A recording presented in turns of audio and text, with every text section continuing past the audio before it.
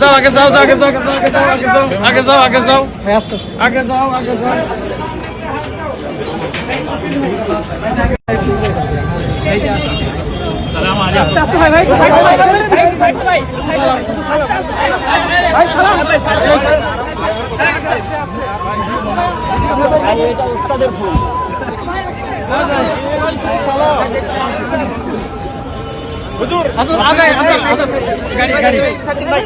ভাই ভাই কষ্ট না দে কষ্ট না দে।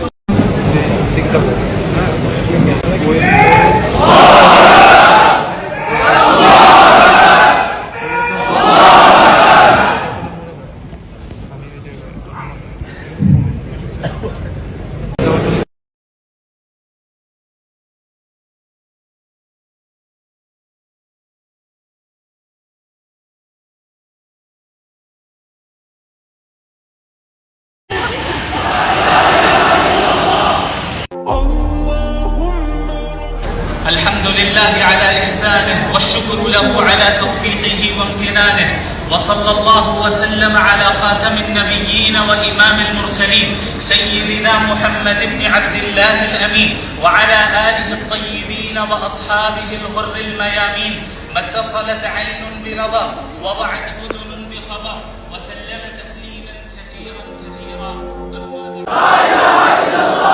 আসসালামু আলাইকুম ওয়া রাহমাতুল্লাহি ওয়া বারাকাতুহু।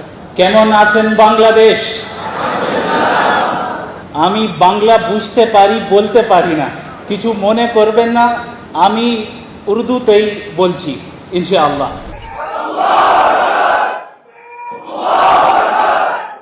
কেমন আছেন ঢাকা? ক্ষমা করবেন, আজকেও উর্দুতে বলবো ইনশাআল্লাহ। বারাকাল্লাহু ফীকুম। पर इबादत की भी बात करता है, अल्लाह से ताल्लुक की भी बात करता है।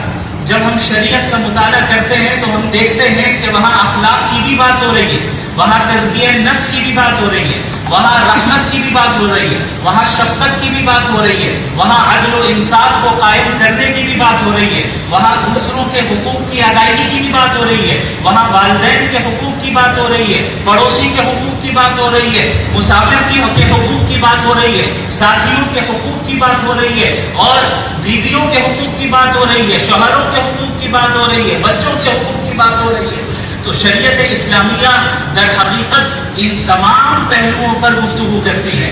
तो मुसलमानों के नौजवान का सबसे बड़ा चैलेंज क्या है?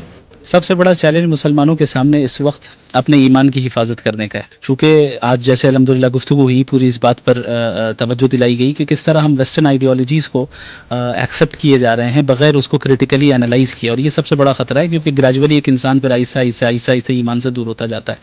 तो सबसे बड़ा चैलेंज ईमान की हिफाजत है, और उस ईमान की हिफाजत के लिए जितनी मेहनतें होनी चाहिए वो जारी रहे और ज़्यादा होनी चाहिए, और इसकी कोशिश होनी चाहिए कि कुछ मिले ना मिले लेकिन इस दुनिया में हम ईमान के साथ ही ज़िंदा रहें और ईमान के साथ ही रुखसत हों, इसकी कोशिश होनी चाहिए।